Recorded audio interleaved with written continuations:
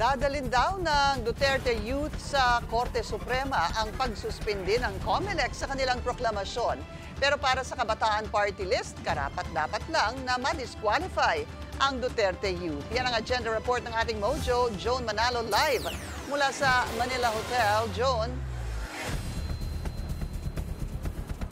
Pinky, 59 nga sa 63 nominees ng party list groups ang naiproklama matapos suspindihin ang Duterte Youth at Bagong Henerasyon party list na inanunsyo mismo ni COMELEC Chairman George Garcia.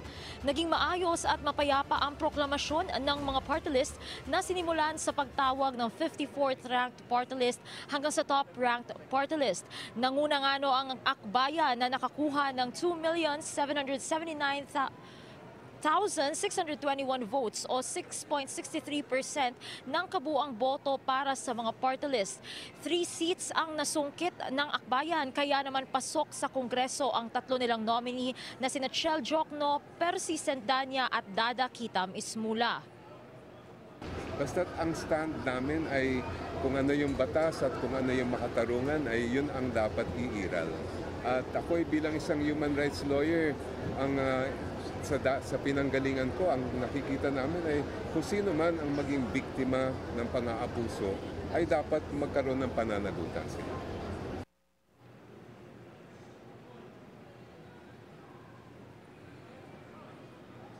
Isa si Jokno sa mga magsisilbi sa House Prosecution Panel sa impeachment trial ni Vice President Sara Duterte. Kaya kasabay raw nito ang patuloy nilang pagtulak ng hustisya at pagpapanalo ng mga reforma na para sa kapakanan ng mga Pilipino. Sa isang interview rin kanina, sinabi naman ni Kabataan Party List Representative-elect Rene Co na deserve ang pagkakasuspinde ng proklamasyon ng Duterte Youth dahil hindi naman daw nito tunay na nirerepresenta ang mga kabataan. Disturbed by the inaction, even though napakarami na ng instances, and we believe that these affected the chances of Kabataan, of Makabayan Bloc in the 2025 elections. We call on and we challenge COMELEC na bigyan na ng sagot ang mga mamamayang concerned tungkol sa red tagging, tungkol sa attacks against progressive voices. Kaming kabataan, we just want a brighter future, a better future that all of us are heard. And because of these attacks, we are being silenced. So we call on COMELEC to implement the resolutions that it has issued well.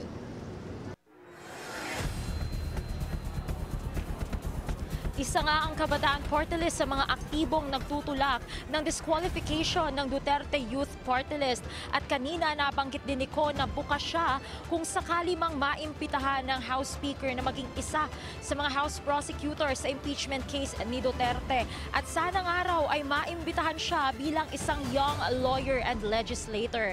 Bawat kongresista nga na naiproklama ngayon ay may daladalang kampanya para sa kanilang mga nire-representang sektor. At bawat isa sa kanila naglalayo na makapagsilbi para sa kapakanan ng mga Pilipino ngayong 20th Congress. Pinky.